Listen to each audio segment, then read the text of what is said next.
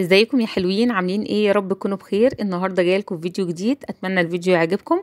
عايزاكم بس لو انتوا اول مره بتشوفوني تشتركوا في القناه وتفعلوا الجرس عشان يوصل لكم كل جديد مني، وتحطوا لي لايك كده وكومنت حلو منكم عشان ارحب بيكم في القناه. ولايكات بقى كتير يا جماعه عشان الفيديو يوصل لاكبر عدد من الناس وناس كتير تشوفه. النهارده بقى انا هقضي معاكم يوم في حياتي كده، او يوم من حياتي. بص انا بصراحه ما كنتش ناويه اصور، بس قلت ايه لا اصور معاكم. المهم كان عندي لحمه، طلعتها شوحت بصله وحطيت عليها اللحمه بتاعتي، وقلت ايه هعمل النهارده بقى ايه، لوبيا ورز كده ولحمه مسلوقه. بس شوحت اللحمه في البصله، حطيت عليها شويه فلفل اسمر وشويه بهارات وشويه بابريكا وفص توم، وشوحتهم مع بعض ونزلت عليهم بعصير الطماطم. وبعد كده بقى ايه سبتهم مع بعض ايه يتسبكوا براحتهم. وفي حله تانية قلت ايه اشوح كام قطعه لحمه كده عشان انا محتاجه شوربه.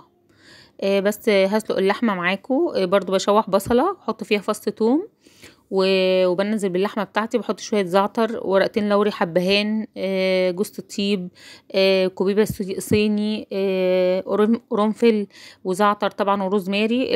البهارات دي انا بحبها جدا جدا في الشوربه بصراحه. وبقطع عليهم طماطمايه اشوحهم مع بعض وشويه ملح وفلفل وايه، وبسيبها بقى تستوي براحتها خالص. واول ما بتغلي بوطي عليها واسيبها ايه تستوي عشان تبقى دايبه كده، ما تبقاش ايه مستويه من بره ونايه من جوه، او تبقى بتشد معاكي يعني. بس شوحت اللحمه وهزودها بقى ايه الميه واسيبها تستوي مع نفسها. وعلى العين الصغيره دي هنحط اللوبيا دلوقتي هنسلقها. وبس النهارده بقى ايه بصراحه هو الاكل انا احترته، ما بقيتش عارفه اعمل ايه، بس انا عندي ولادي بيحبوا اللوبيا واللحمه جدا، فقلت اعمل لهم لوبيا ولحمه بقى. هنا اللحمه بتاعتي كانت خلاص استوت، اللوبيا بقى ايه هتاخد غلوه كده هسقطها فيها وبس. وطبعا انا ما بحطش الملح على اللحمه غير في الاخر خالص. حطيت الملح وسبتها تاخد غلوه كده على ما اللوبيا اتسلقت، ونزلت اللوبيا بقى في قلب اللحمه وبس. والاكل بتاعي هنا كمان كده كان خلص. جرفنا واتغدينا الحمد لله ونشكر ربنا على كل حال طبعا. وبس بعد ما اتغدينا بقى قالوا لي عايزين ناكل كيكه، نفسهم في الكيكه جدا جدا، ما عملتهاش من يعني عايزه اقول لكم من قبل الصيام. فقلت اعمل لهم صينيه كيكه بقى، وكانوا عايزينها كمان شوكولاته، فقلت ايه نعملها فانيليا وشوكولاته بس نكتر الشوكولاته اكتر شويه.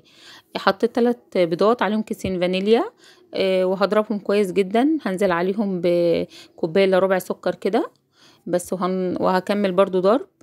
وبحط بقى ايه معلقه خل، برضو الخل بيرفع الكيكه معايا، بس متحطيش اكتر من معلقه عشان لو حطيتي اكتر الخل بيخليها تفرول وتبقى معاكي مش مظبوطه.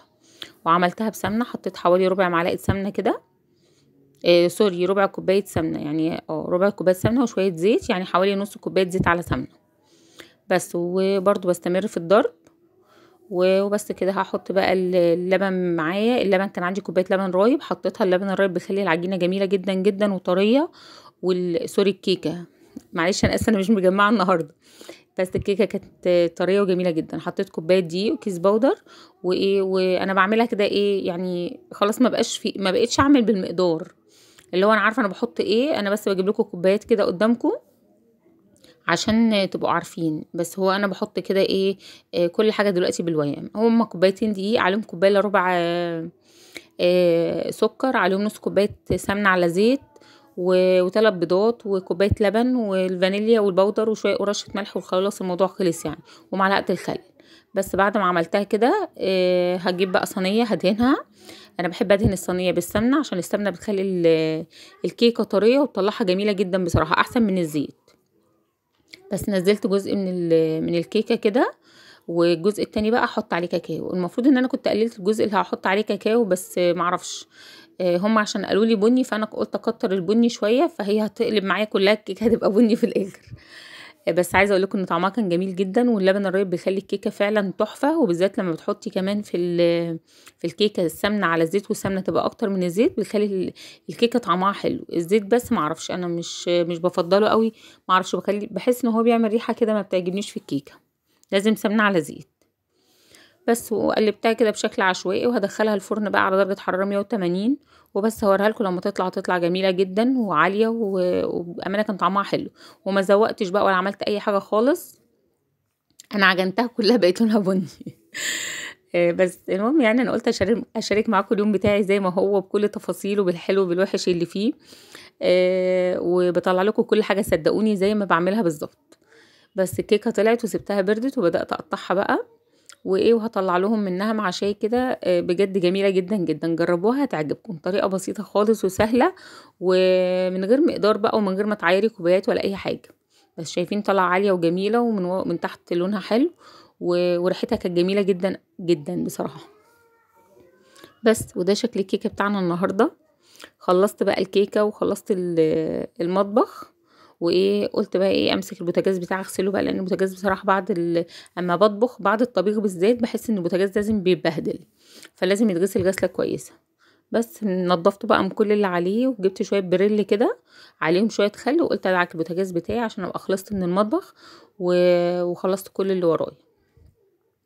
بس المهم بقى، لو انت لحد هنا بتتفرجي عليا وما اشتركتيش في القناه، عايزاكي تشتركي في القناه وتحطي لي كومنت حلو وتحطي لي لايك للفيديو. ويا جماعه عشان خاطري ربنا يخليكم ليا يا رب وما تحرمش منكم، اللايكات مهمه جدا. يعني انتوا انا بيتفرج عليا دلوقتي، يعني انا بشكر ربنا عليكم طبعا، وربنا يخليكم ليا. اتفرج عليا عدد كبير، يعني بالنسبه لي، مش بالنسبه لليوتيوب، بالنسبه لي انا انتوا عدد كبير جدا في حياتي، فبتتفرجوا عليا. فعشان خاطري اللي مش مشترك في القناه يدخل من اليوتيوب ويدخل في السيرش فوق كده ويكتب لولو شانل، هتظهر قناتي، تعتبر من اول القنوات. هتخشي وتشتركي وتفعلي الجرس وتحطي لايك. بس انا مش محتاجه كومنت، انا عايزه لايك عشان اكتر عدد من الناس تشوف. بس وهكون شاكره ليكم جدا جدا، وربنا يخليكم ليا. انا عارفه ان انتم مش هتاثروا معايا، لان انا ما بأثرش معاكم. بصوا هنا بقى، انا كنت دخلت على اوضه النوم، خدت البطانيه بقى، قلت اغسلها. حاسه ان الجو، يعني انا بعد ما غسلت البطانيه ندمت، بس قلت مش مشكله هغسلها. الجو رجع بره تاني، مش عارفه انا من الجو بصراحه. الجو غريب جدا، الواحد مش فاهمه الايام دي. شويه حر جدا وشويه ساقعه، وشويه الصبح حر وبالليل ساقعه، فالجو مش عارفه متقلب جدا. المهم خدت البطانيه وغسلتها، وزي ما شفتوا كده جوناثان كان بيساعدني وغسلها. غسلتها وسبتها بقى تصفي، وقلت اخش اوضه النوم بقى، اغير الملايه كده وانضف الاوضه، لانها ما اتنضفتش تقريبا غير مره من بعد العيد، وغيرت الملايه مره واحده بس من بعد العيد.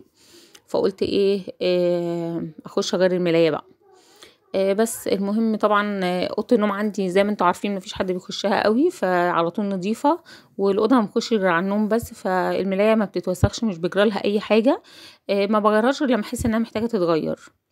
بس طبعا انا مش بطول عن اسبوع، يعني انا بعد العيد غيرتها مره، ودي كانت دي تالت مره اغير فيها الملايه من العيد. بس في مره او مرتين غيرتها مش معاكم يعني. بس وعايزه اقول لكم الفيديو ده انا مصوره من حوالي 3 ايام، مش عارفه انزله صدقوني. حاسه ان مش عارفه، حاسه بكسل كده، وعلى طول على طول عايزه انام ومعرفش، انا حاسه بحاله غريبه، يعني ربنا يوريها لحد. بس ربنا يعدي الفتره دي على خير. ويا رب ما نكونوش كسلانين زي كده. يعني انا من ساعه ما طلعت من العيد وانا حاسه ان انا دايخه كاني مضروب على دماغي. اقوم اخلص اللي ورايا بسرعه وعلى طول اخش انام، معرفش بنام كتير جدا.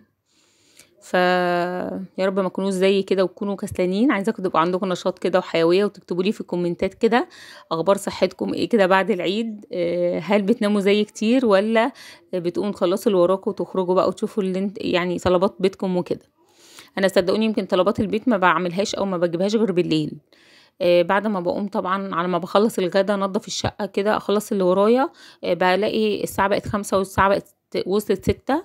وكمان مع تغيير التوقيت الساعه اللي زودوها بدري دي، بيقولوا النهار المفروض يبقى اطول، مش عارفه انا حاسه اقصر، يعني ما بحسش. بحس ان انا لا، اليوم بيخلص معايا بسرعه جدا. بس بخلص اللي ورايا يمكن على الساعه 5، على الساعه 6 كده بلاقي نفسي خلاص دروخت عايزه اخش انام. بخش على طول على السرير انام، ممكن ما اقومش غير 9. بقى لي كذا يوم على كده بصراحه. ادعوا لي بقى ان ربنا يشد حيلي كده وابقى كويسه، عشان انزل لكم فيديوهات اكتر وما اقصرش معاكم.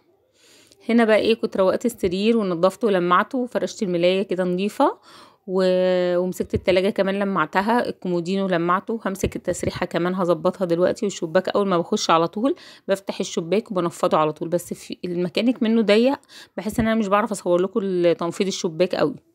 بس بفتح الشباك اول حاجة في الأوضة عشان خاطر الأوضة تتهوى طبعا وتغير جو. وبعد كده بمسك سريري ببدأ بيه الأوضة. وبعد كده بقى اي حاجة عليها تراب بشيلها وبمسحها وانضفها وبس.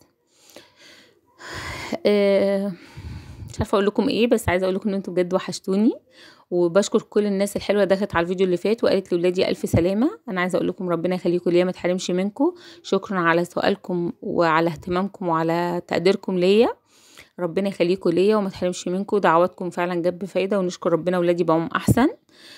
ربنا ما يضرش اي حد في ولاده يا رب، ويبعد المرض عن بيوتنا كلنا، ويخلينا دايما كده يا رب عايشين في امان وسلام، ويدين يسترها معانا ويبعد المرض. دول اهم حاجه في الدنيا، يعني دي دعوتي المفضله، ان ربنا يسترها معانا ويبعد المرض، واي حاجه بعد كده بتهون، ويطول لنا في عمر ولادنا طبعا، ويدينا الصحه ان احنا نقدر نخدمهم بس. وربنا يخلي كل واحده في بيتها كده تفضل دايما شمعة منوره في بيتها كده، وتكون قد مسؤوليه بيتها وما تأثرش. وربنا يفرح قلوبكم كلكم ويديكم الصحة انكم تقدروا تكملوا وتخدموا ولادكم وتبقوا في احسن صحة واحسن حال يا رب.